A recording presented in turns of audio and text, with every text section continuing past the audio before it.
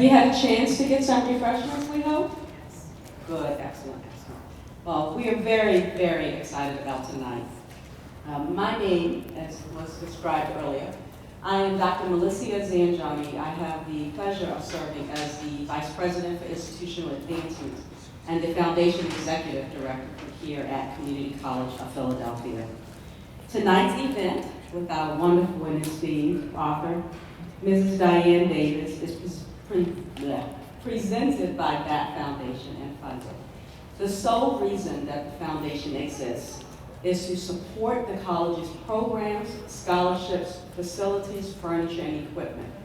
Whatever the college needs to advance the student so that they can have an exceptional learning environment, as well as programs that help them to expand their horizons just like this one tonight. In addition to that, we will have many other programs, so if you have not signed in with our wonderful Director of Alumni and Annual Relations, who's waving, her name is Louisa Kopp, please do sign in so that we can alert you on other programs of this type, as well as additional different forms. Now, with that said, I have the pleasure of introducing Ms. Patty Conroy. She is a phenomenal member of the Institutional Advancement and Foundation team. Yes. Patty. And with that, she'll get the rest of the program started tonight, so enjoy. Thank you very much, Dr. Zanjani. And hi, everybody. I'm so glad you're here. We're finally doing this. As Dr. Zanjani said, my name is Patty Conroy. I am a development officer with the Office of Institutional Advancement. And I have the privilege of introducing Diane Davis, who I really just started to get to know over the past few years. You can probably read the back of the book to see all of her accomplishments. I don't want to read that. I'm just going to tell you from the heart what I think of Diane, my impressions of Diane. I mean, my first impression, she's warm, and she's welcoming, and she's so humble. And I feel really honored to be working with you on this, and I think it's great. She's somebody that you want to get to know. And I hope we do that, at some point. But I was honored to attend her very first reading back in May at Mother Bethel, and I'm so excited that you're finally here at CCP to tell your story. So with that, you can take it away. Oh my goodness, I tell you, I just want to give thanks to all of you for being here, and special thanks to CCP, the community college, to Dr. Generals, to Dr. Melissa Zanjani, to Patty. Thank you for walking this with me. Where is Erica? Erica Harrison has been so helpful as well.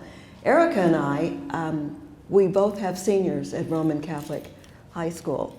And Taj Davis and Todd Harrison are on a religious retreat this evening. Will have been away for 3 days. And Erica said to me a couple of weeks ago, she said, is Taj going on this retreat with Roman, a religious retreat? I said, Taj wouldn't go on a religious retreat, I don't think so. She says, well, Todd said he might want to go. So Taj came home that evening and he said, he calls me Mimi. Well, Me, I think I'm going on this religious retreat. And I went, oh, okay. He said, well, first of all, I'll miss 3 days of school. And I said, oh, well, do you think it might be interesting? He said, oh, it could be. So I'm hoping that they come back with great stories, and that maybe a couple of things that were said that will be helpful to them, because we're now in the college process with our boys. And I thank the Community Advisory Committee, Michelle Lopez. Oh my goodness. I thank my writers group. They're going to say a few words about how this all started. My photographer, who's been with us since Taj came to us at 5 years old and we met in Von Collin Field. I'm so nervous, I want him to stand up. Ron? No, not Ron, but behind you. I'll stand. You're coming up. Please stand up. Yes. Oh. Thank you so much for, yes, you. I want to thank you especially for coming all the way in to be here for me this evening and for this reading. Thank you for being here. I appreciate it. My husband.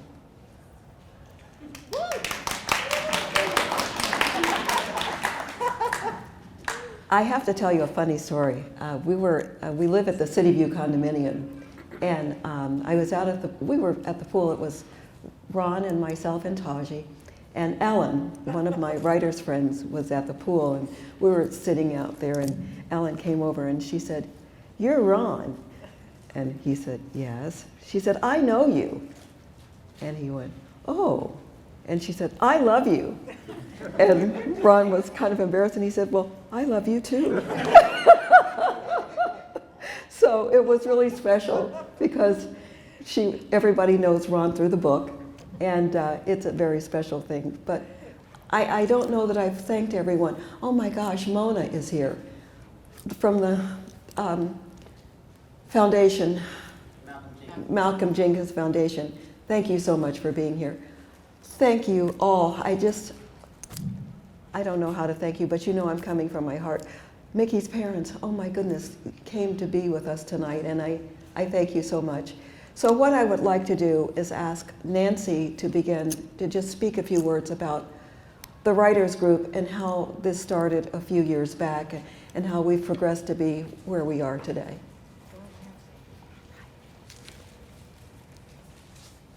Oh, and I'm sorry, I forgot to mention my videographer, Mark Abrams and Ann Wilson. Thank you for walking this journey with me.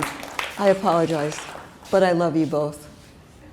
I'm Nancy Rasmussen, and I will introduce the writers group by first names in a minute, but about 3 or 4 years ago, we all lived in City View too, and I heard the word Denver from someone in the lobby, and I looked over, and it was Diane. I'm from Colorado. It was like, oh, there's someone else from Colorado here. So that was our friendship starting. And then I taught a memoir class at City View through a journal that was based there. And these 3 wonderful women and 2 others were part of it.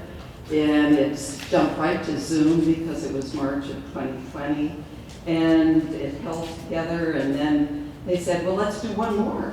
Let's do 4 more weeks or whatever it was. So we did. And then when that was over, we said, let's have a writers group. So that's what we have. And it started in March of 2020. And everyone brought and they still do. We meet monthly. They bring what they are writing, and we get feedback, and it's a very, very special time. So that is the background of the writers group. Diane, you know, she came and in memoir, you're often sharing things that are maybe not difficult. A lot of times they are very difficult, but sometimes they're funny, sometimes they're sweet, sometimes it's just a memory of a trip when you were 10, that type of thing. But she really gave of herself in the book, and we are all in awe of her talent and her perseverance and her courage, and just going forward with it. And at a certain point, too, with the feedback from the group, they said, well, what about if you put this book in the first person, which takes you even deeper and more difficult? And if you gave people their real names, the family. And Diane did it, and it made the book that much deeper and more meaningful, and another huge step. So from dipping her toe in through our 2+ years together, and now this book, it's just phenomenal. So we're so proud of her, and Paula is in the writers group, Ellen's in the writers group, and Chris is in the writers group. So, anyone want to speak? I will. Okay, good. I just want to say that I feel like we are the godmothers of this book. We watched it, we all live in the same apartments, but we didn't know each other before. Most of us didn't know each other. And now we're like family. We know each other in a deeper way than I know many of my friends that I've known for years. So it's been very special, and my grandson is so impressed that I'm seeing a real author read tonight. Yeah, just really quick, I want to sort of mimic what Nancy said. I appreciate Diane's courage in our group, that she really went there and was talking about the most difficult times in her life.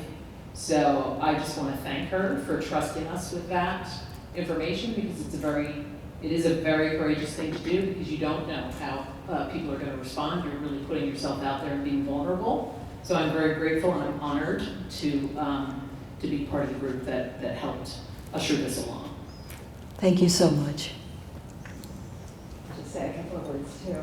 You know, Diane always credits me for being the one who told her to start writing in the first person. But you talked about her sort of sticking her toes in and, you know, experimenting with writing. And she started and she was writing about these other people. And you knew that it was really her. And you knew that these were the people in her life.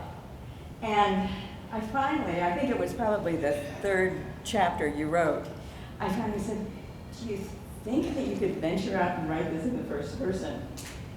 And when you did that, it's like the dam opened. You know, it's like all of a sudden everything felt real, everything felt intimate, and you know, you would read her stories and we'd cry together and celebrate the victories together. So I think that she has grown so much, and we've all sort of grown together and grown with her. And I just want to congratulate her. It's beyond words what she's done with this project. Congratulations. Thank you so much. Kate,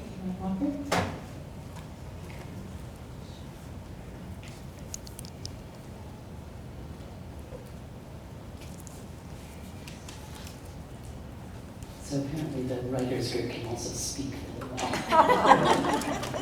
I prefer hiding behind the camera. But as you heard, I met DJ Diane 12 years ago when Taj was playing in the T-ball all-star game with my son. And I took pictures of him, and that's how we met. And but that was really just a launching point, because from that point on, even though I did continue to take pictures of DJ and her family every year, we became friends, and which is not hard to do, because DJ just makes you want to be around her. And but what struck me the most about this book is I knew that DJ had, you know, a story, but I didn't know until I read an early draft of the book really how deep that story went and how really tragic it was, because DJ is always so positive and energetic and moving forward and looking forward and taking everybody she knows with her. And so, you know, it's been a real honor to be kind of in the front row of seeing one of her victories, Taj, that came out of, you know, this story. And it's just been such a wonderful just experience watching Taj grow into the special young man he is, and to know DJ. And this book is as good as you can get to package up really what DJ is all about, and that is to inspire people to overcome what they've endured, to, you know, move forward and find victories in your life, and really, you know, just bless everybody who gets to share in that journey. And, you know, I'm so proud of her. It's you know, the book, I read it from start to finish in one sitting, so at the middle of the night. And it's just really amazing, and you know, DJ is just really an amazing person to know, and the book is the book, the little book that could. So anyway. Thank you, Kate. I Love you. Pass on, I love you too. This is great. Back to taking pictures. Oh my God. And you can speak as well as you take Yeah, pictures. very nice.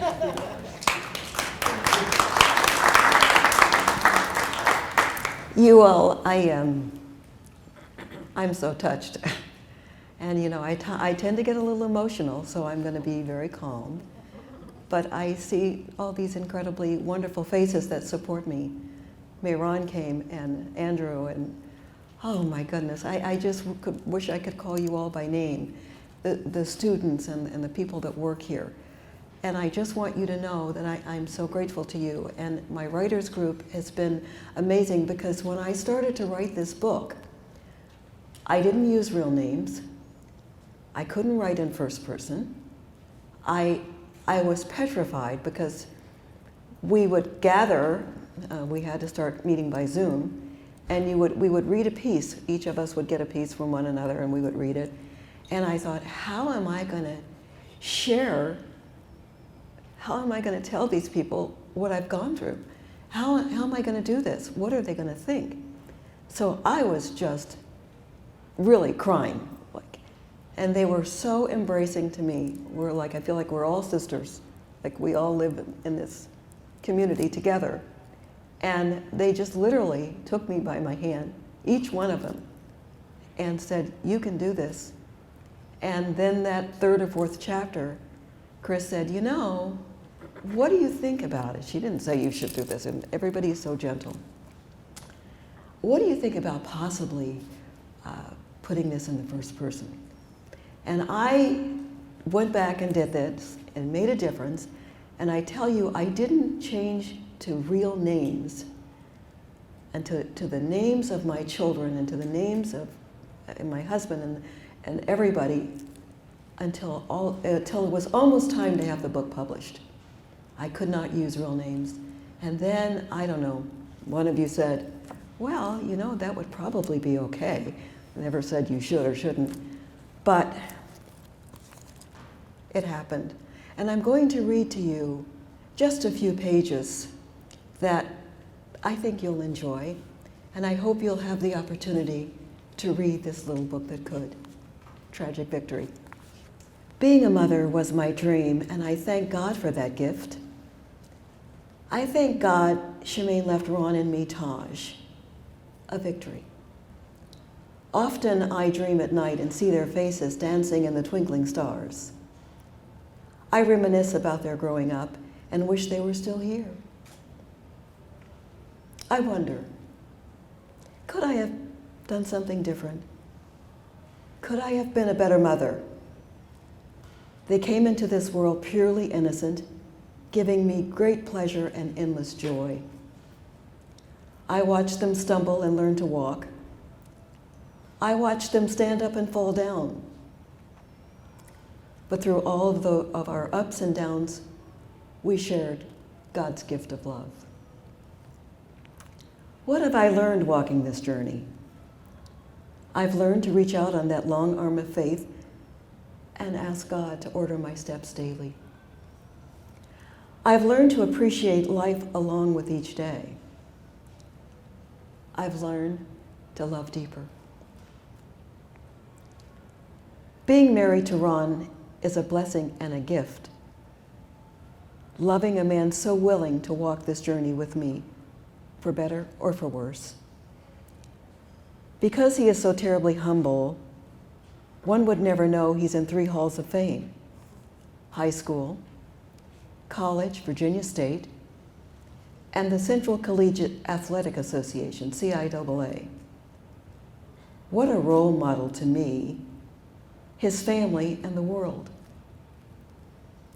He is the most loving, honest, ethical, respectable, brilliant, compassionate grandbear, father, and husband that could ever exist. Ron never stops giving, never stops encouraging, and never stop saying, don't quit, a victory. And in the darkness, there's always light. Seeing Taj thriving and growing into a dynamic young man, playing sports, and knowing he will be a future leader of his community fills my heart. His mother, Shemaine, is smiling upon him and very proud. We often talk about what a great and gifted mom she was, although she just couldn't say no. No to the monster. No to friends that weren't friends. Such a painful loss. But from that loss comes hope. Hope that we can save someone walking that thin line of depression, an unspoken silence. Hope to let that someone know we're there for them, we care, and we love them. Talk to your kids. Ask them about their friends, their feelings, and school. Young people don't always want to talk, but always try to keep the door open for communication. Barack Obama said, yes, we can. I believe we can overcome addiction. Yes, we can become stronger. Surrounding ourselves with positive people, young or old, is crucial. So how do we move forward? How do we deal with devastating pain and loss? How do we see light through the clouds of darkness?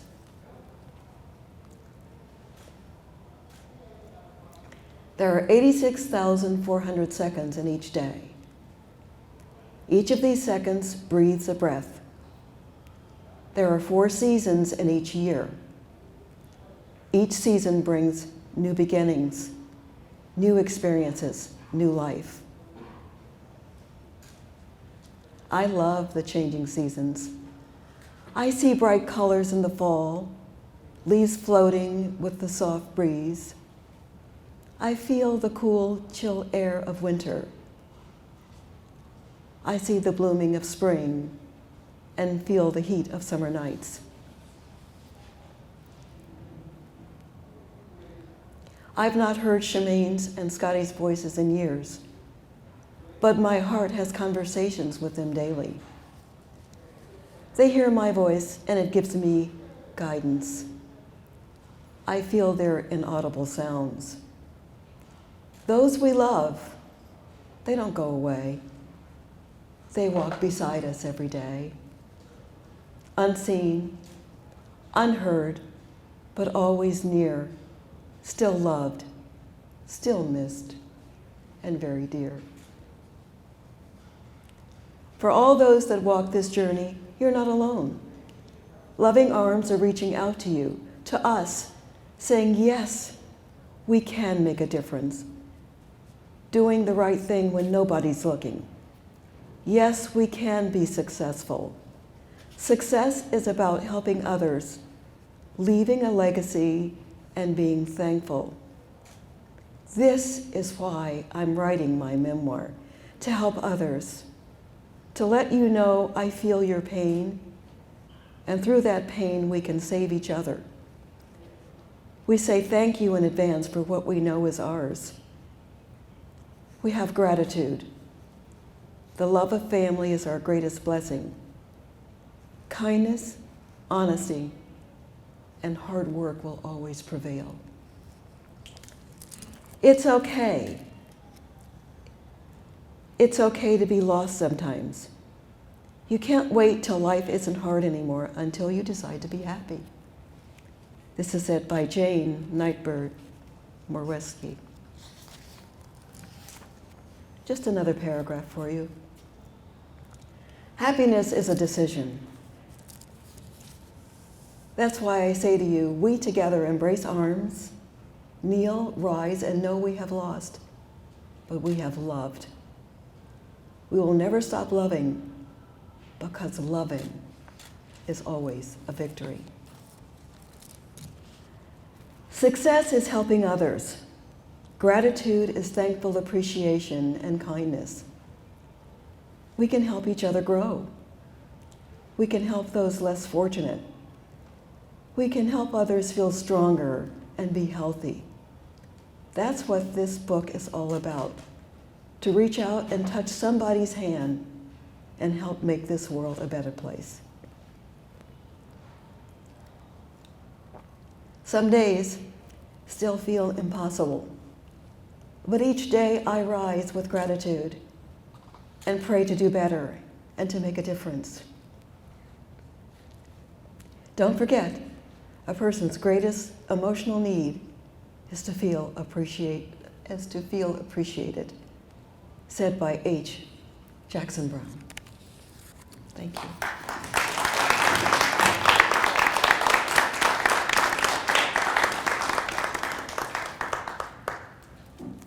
I would like to ask you to please feel free to ask me any questions you would like, because I am here to ask any questions for you and Patty. Anyone?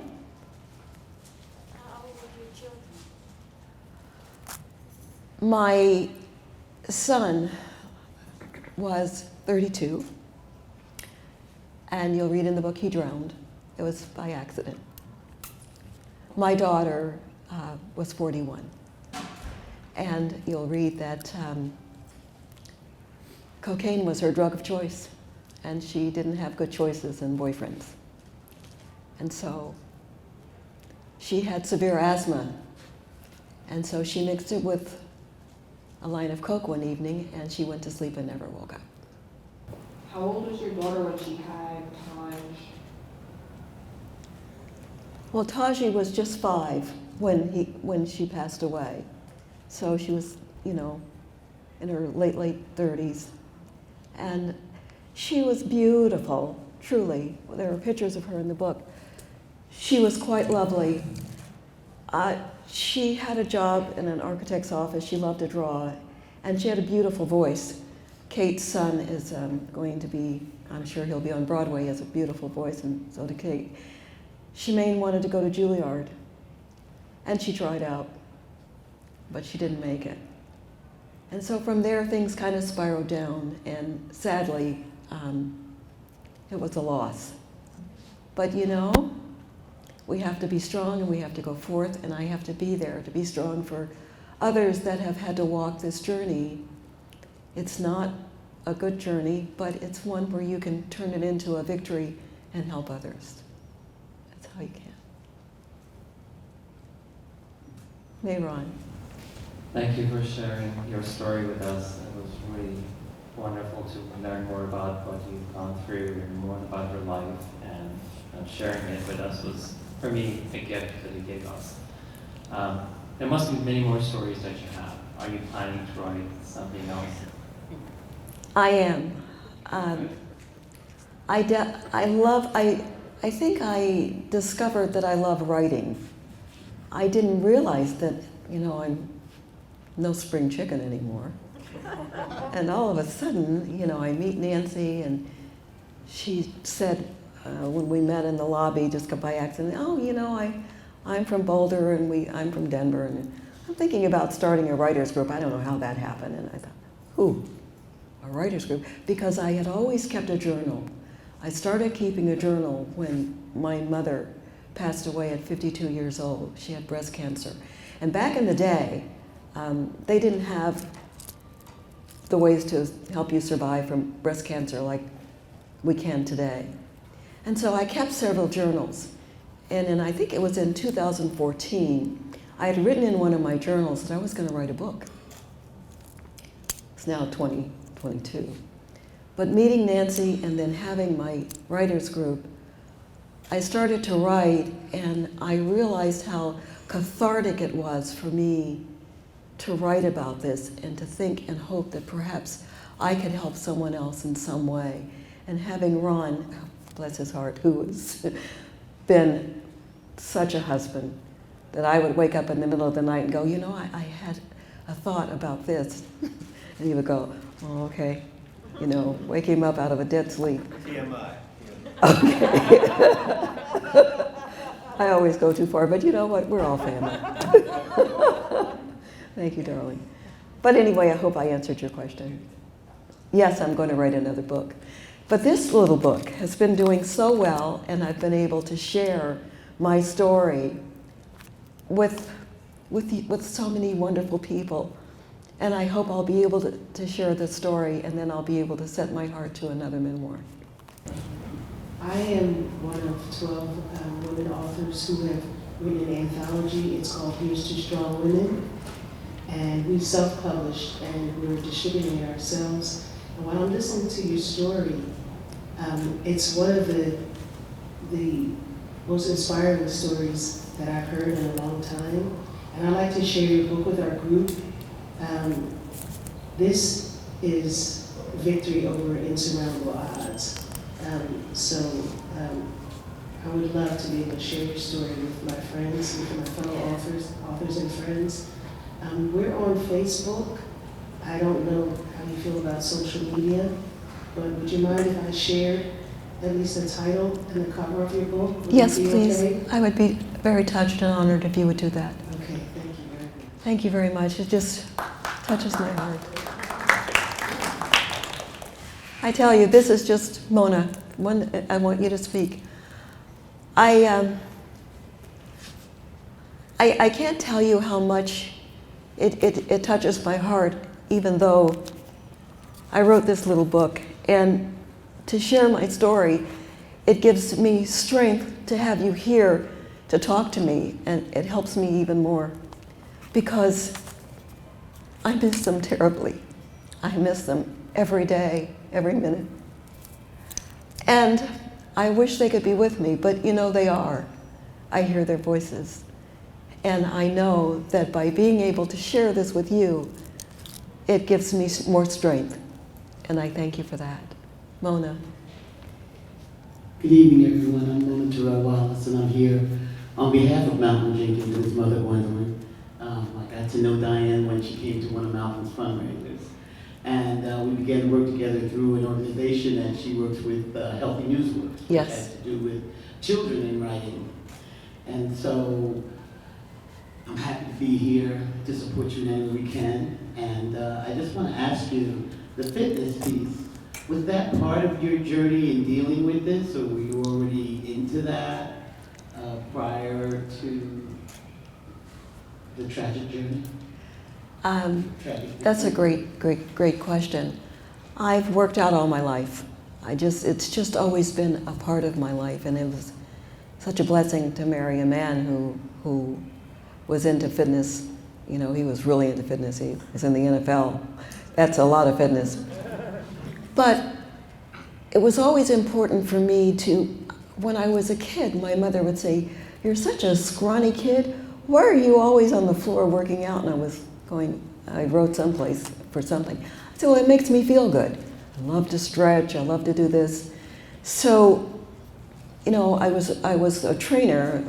When we moved to City View, it was originally called Buttonwood Square.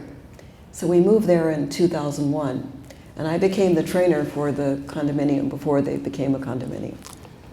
But it was always so important for me to work out, and because it cleared my head. I mean, I was a runner in college. My knees are gone. I guess all the exercise has affected my hip. I don't know.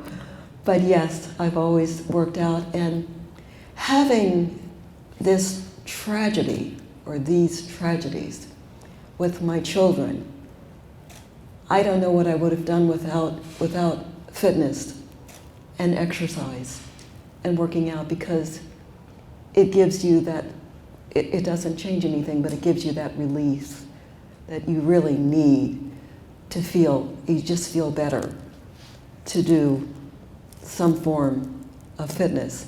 And again, being a trainer, I can help other people. It's all about being able to give. Can you hear me? I guess yes. It's very, I have a hearing loss, so this helps even more. My name is Richard. I'm a tutor in the Learning Lab here. I'm a little bit at a loss because I didn't read your book, unfortunately, but I'm so happy that you shared it. And I think everyone here has had a loss in their life, I'm sure. I lost my sister about a few months ago. But I noticed when you were speaking about the chapter in your book, you mentioned various inspirational quotes. And I think that's beautiful. I know that's one of the things that helped me get through my loss, just hearing different thoughts and words. And if it's all right, I'll share something very short. It's from the Spanish mystic, St. John of the Cross. And I saw the river over which many souls must pass to reach the kingdom of heaven. And the name of that river was suffering. And I saw a boat which carries souls across the river, and the name of that boat was love. And I thought that was just one of the most beautiful quotes, and I'm not surprised that he was a mystic in his lifetime. Thank you. Thank you for sharing. That was beautiful. Thank you very much. I think Richard Snow was here, and is that Mrs. Snow? Yes. Thank you. Oh, I'm sorry. I should have recognized you. Thank you so very much for being here. Sometimes I want to call each name because I'm so grateful to you for your. Well, Judith spoke, so she speaks on behalf of the family. I love it. I'm a friend of Amy Janensky. Oh my goodness, I worked with wonderful. her husband at the law firm before. Oh, Say how wonderful. old I am, but I was there for 30 years. Oh my goodness, that's So we're great. good friends. I'm sorry we have to go. I'm so sorry. Oh, please, thank you for coming. Okay, it's all right. Thank you so much for coming. Would anyone else like to ask me anything? I just want to say, we know Ron and Diane from our son, and you have been there for us in our son's darkest hours, and I know you know that, but I don't know that you know how much we appreciate it. So that was before I read the book, right? So how did you make the decision to give this much? I mean, this is a lot to give. So can you talk about how hard that was for you or easy that was? That's really a beautiful question, and it's a very good question. I think because I'll take it back to writing in my journal. I had several journals because journaling helped me. I would write in my journal, put it away, I wouldn't read it right at the time, and then I'd go back and read. But losing my mother, anytime you lose a parent, and I should say I should have given thanks to my parents because I stand on their shoulders. But losing my mother and my father, but I lost my mother first, she was very young, age 52. That was very difficult for me. She was crazy about her grandkids. Oh, she loved them. And my daughter named my mother Mimi. One day my mother called, and my daughter from where, I don't know, out of the blue, she said, "Hi, Mimi." And my mother went, "Oh, hi, Mimi. Hi, Mimi. I love that name. I love it." So I carried the name on. And keeping the journals and then having lost, you lose one child and then you lose another. And you think somehow you want to share this, but how do you do it? I was truly frightened. And my writers group brought me through because I didn't know. I couldn't write in first person. I couldn't use real names. I named Taj Max. And I think Kate said to me, "Well, there are a lot of dogs named Max." She said, "Why do you want to call him Max?" And then I told Taj, I said, "Well, your name is Max in the book." He said, "Well, I don't like that name." And I thought, well, okay. But he didn't say anything else. You know, kids just tell you the truth sometimes. So I really felt that I wanted to give somehow of myself if I could possibly help others. The pain of not having your children, it's so out of order. You're not supposed to lose your children first. It's just out of order. But yet, if you do, and you can give back in some way, then that's a blessing. So that's why I thought I would try to do my best to share as best I could. Yes, I have a question, and I really love your name because my name is Diane. It's a great name. I know. So my question was, when you started writing your book, What was that outlet for you when you first read your sentences of your notebook when your mom had died? Does that make any sense? Okay, give me the question again, please. So when you started to write your book and going back into the past, first time that you had ever wrote in your journal, who told you you should write? What was your inspiration? That's another good question. What was my inspiration to write in a journal? I think, well, I'll tell you something that I probably didn't put in the book. I went through a divorce. And that was tough. I was living in California, then moved back to Denver, Colorado, where my mother was really, really ill. And I moved in with my parents because I wanted to help take care of my mom. My parents were very old school and they were very strict. They didn't believe in divorce. And so that was unfortunate, but it's better not to be together if you can. I'm so grateful that I'm with who I am now. But I started writing down little things about my mother being ill and her being so sick and needing to see a therapist. There was a chapter in the book about my therapist. And I'll share this with you since I'm being so honest. I said to my father one day, I said, I need to talk to someone. I think I need a psychiatrist. Well, my parents were very old school. And he looked at me and he said, if you're crazy. He said, because only crazy people see a psychiatrist. So I thought perhaps maybe I was crazy. And it helped me to write things down. And I had to move away from my parents' home into a friend's home, and I moved into their basement with my 2 kids. And it helped me to have strength, and they were wonderful to me, and I would write little things here and there. And that's how I started to keep several journals. And from that point, but I must say my parents were wonderful. They made me who I am today. They just had their own beliefs. They wouldn't have really believed in Taj being in a Catholic school. You know, they wouldn't have, because they were staunch Baptist. And that's fantastic, you know. And I'm grateful that I'm a little bit more open. But, you know, they were wonderful people and they helped make me who I am. And at least I still believe and I have faith and I have Ronnie and I'm excited. And here we are. Hi, hello. I wanted to ask what books you like to read and what would you suggest? Well, I like to read memoirs. I don't particularly can give you any names, but I like to learn about people's lives. Michelle Obama, I was very inspired by her book. And that gave me courage to think about writing my own book. And I know she has another book coming out at some point soon, I'm not sure. But for me, especially reading about other people's lives, my husband is very much into history. And we talk a lot about history, and sometimes I read to him, he'll allow me to read to him. But I really enjoy reading memoirs about other people's lives and how they survived tragedies, turned them into victories, not necessarily called a tragic victory. I'm not sure how I came up with the name of my book, but I love that name. And I'm collecting names now for another book, or for my next book. Congrats. Thank you. Thank you. Mona?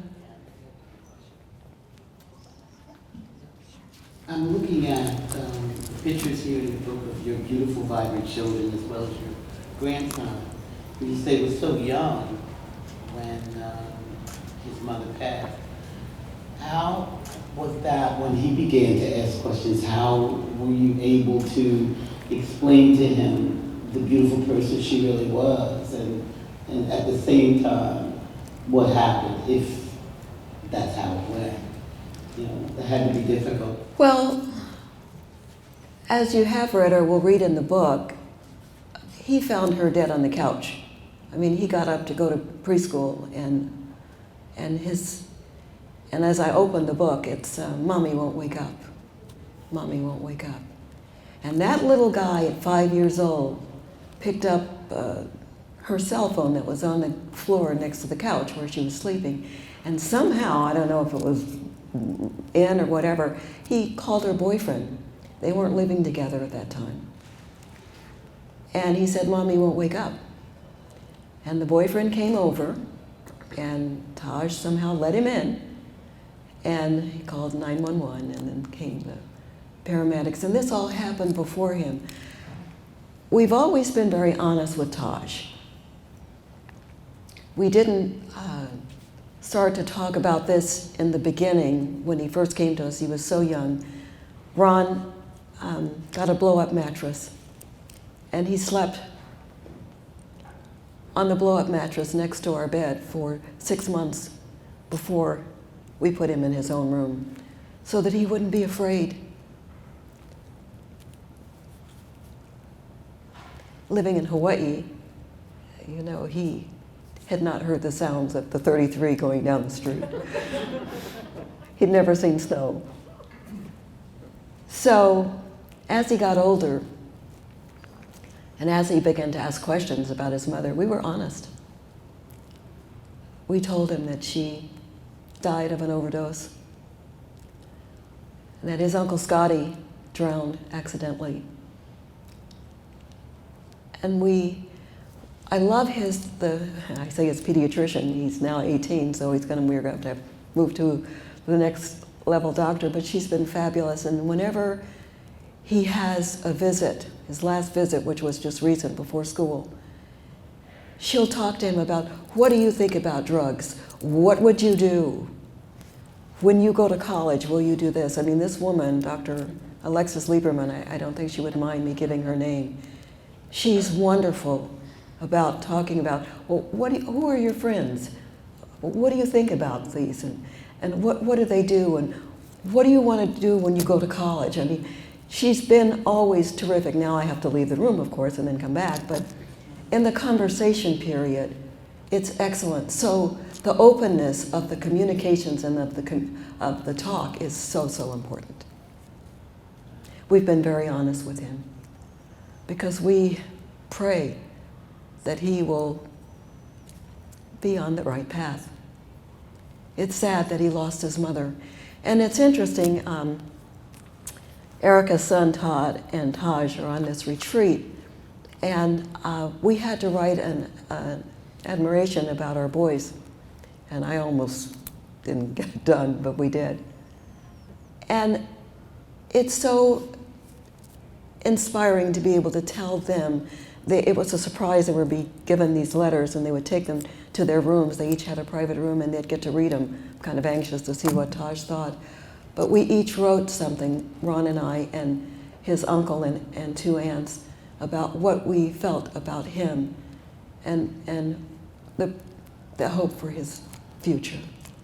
I hope that answers your question. Hi, I'm a student here. I really had no idea who you were prior to this lady right here. I'm really happy and bring me over. And I just want to say that I admire your courage, and I'm very inspired. I'm a writer myself, so thank you for your honesty, because that's one of the most important things in writing, and I don't think people uplift people enough, and I don't think they understand how hard it is to tell the truth. In that, reading excerpts from your book and going through my own personal journey, I know there's a certain amount of shame and guilt that goes into the grieving process. How did that affect you in your honesty and like telling the truth and basically just like conveying your emotions to us and helping us view your perspective on your experience? That's a beautiful question. It's a beautiful question. When you lose your children, you have a lot of guilt. I always wanted to be a mother. It was my proudest joy to carry those 2 children and to birth them. and to lose them. It's almost indescribable.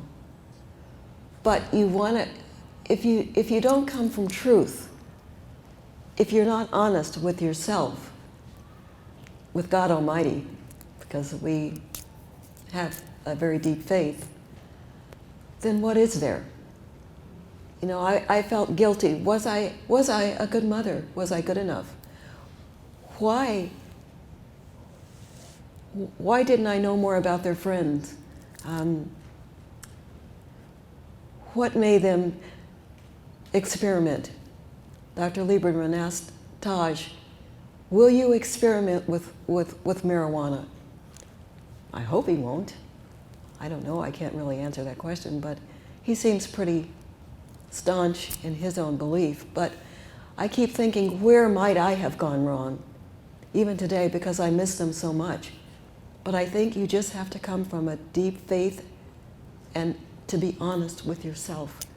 And thank God I have Ron Davis, who has been there every second of the way, and I've had so many tears of thinking maybe I did something wrong. But I don't think I did. I just think that it's the way life happened to be. And I'm sorry, but if I can help someone else and others in some way, I'm grateful for that. Thank you. Thank you. If there are no others, Patty, we're going to have Ronnie come up and talk.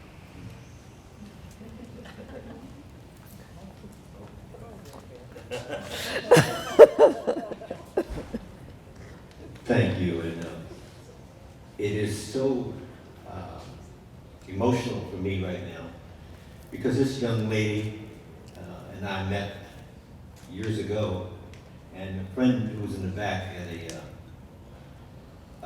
she was my rival at one time. I was working in the Bay Area. We had both come out of divorce, and so we were, you know, single people basically. And we had a conference in Atlanta, and I'd never seen her before, but I was her competition. And one night, you know, as you do in these conferences, you have a breakout, and you go to a club. And this night we went to Mr. V's. Anybody heard Mr. V's? There's something that not even Mr. V's was Dominique Wilkins was a basketball player on Mr. V's. So we're all there. We go to the club. We all have our big badges on, so we're not part of the crowd or whatever. And one of her friends comes over to me, and Diane was kind of right next to her, and says, she needs help, go get her. And I didn't know. And so some guy was trying to basically hit on her, and I didn't know, you know, beautiful woman, but I didn't know her. And so whatever football thing in my head, I went and did my part to be the knight in shining armor. I put my arm around her and told this guy, look, she's with me. I didn't know her. And so we started talking, and she was crying. And I'm going, what a sensitive woman. And all this craziness in the world, you know, she's crying, and you know this is kind of a hard-edged place that we're in, so she's crying. That is fascinating. So she was crying, and I tried to teach her the electric slide. She didn't know the electric slide. She was from California. They didn't know the electric slide. And so I taught her the electric slide, and I said, you know, let's correspond, let's talk, or whatever. And she was just fascinated. She was crying, and obviously beautiful. And we corresponded for a little bit. And the next time I saw her was 6 months later at the French Embassy in Washington, D.C. So we're in this room about, well, it's bigger than this, but a huge room with 400 people in the room. And all I could see was her. And we kept going like this, and before you know it, we were talking. And we bonded that night. And going back to our hotel, in the room that the piano was in, they were playing Unforgettable, that's what you are. Unforgettable, though near or far. That's why, darling, it's incredible that you are so unforgettable. And I think that you're unforgettable too. And we tried. And so that bonded us together. That just music and the music of our life. We listened to music, and the challenge was, I was living on the East Coast, she's on the West Coast, and we're 3,000 miles away, and that doesn't happen. So it was one of those mysteries of life.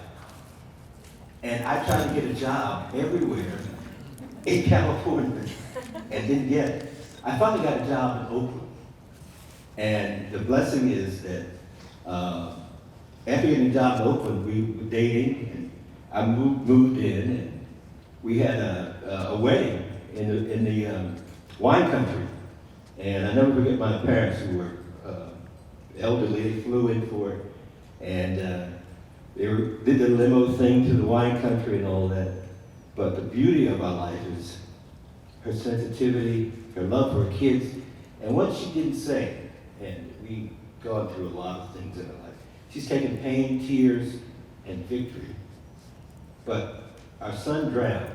We couldn't find his body. We've never found his body. We had to have a service without his body. And unfortunately, never found him. So that's another deeper pain that one goes through. But I found her strength and her courage, and just as you heard, her truth. I think we all have something in our lives that we bury deep within us, that if exposed, we have that thing that we don't want people to see. Well, with the courage and help here of exposing that life and that writer within her. I mean, she's like a butterfly out of the cocoon in writing. I mean, it's we didn't even think of this direction, and it's so with me part of my faith and journey. And we've always had that kind of faith that things will work out. And Diane has always been that way in everything she does, every way she turns, and trying to encourage people. And Taj, I remember the first day we were with Taj. Diane was exercising, and she got the call about her daughter from her daughter's boyfriend. And we couldn't even get out to Hawaii because it was 11 inches of snow. We couldn't get out of Philadelphia. But we took Taj in and adopted purposely. We didn't want any confusion on what, but we, at least I was older. She was a young lady, but I was older. And we took Taj in at 5 years old. And the magical day for me and Taj is when he couldn't read when he came to us. And about 5 months later, he said, "Grandmother." I said, "What, Taj?" "That says keep off the grass." And so that one magical, I remember that as that touchstone moment when you see the metamorphosis of someone who was lost and could have been lost even further, and said, "Wow, that's amazing." And even to this day, I tell him that. And of course, he's in high school. But seeing him just have the joy of reading for the first time. And I didn't do that. We're a blended family, so I have a son who's in his 30s. And the kid is brilliant, whatever.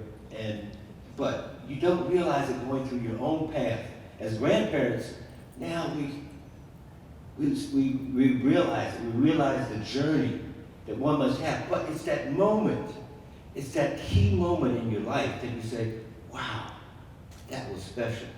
And with this lovely lady, we've helped him to this point. It's one of those things too, as grandparents. You stand in the middle. One of the blessings that we had when we got Taj was that we had young people, like this one, Kate, give us instructions on how to raise a kid. because things change when you get a certain age. And so, They sure do. So we had friends who were younger give us this book, a guidebook, an actual guidebook, Little League and all. And so we're there kind of reading and stuff. And Diane took Taj to his first baseball game, or T-ball, and now he's playing for varsity for Roman. And so, again, the courage that he had, and we are blessed to have him, to put our energy into him, helps us through our faith of growth, of development, of victory from pain also. Find that key that can help you to victory. But again, we in our lives, we go into the songs of the key of life. Isn't she lovely? Isn't she wonderful? And that's a song of her life and our life. And Bill Withers, Lean on Me, you know, my friends tell me they're appointed today. You have all those kinds of messages in your head. But you can also have a message, like I said, lean on me. Lean on me when you're not strong, and I'll be your friend. I'll help you carry on, for it won't be long. I'm gonna need somebody to lean on. And that we lean on each other. Thanks.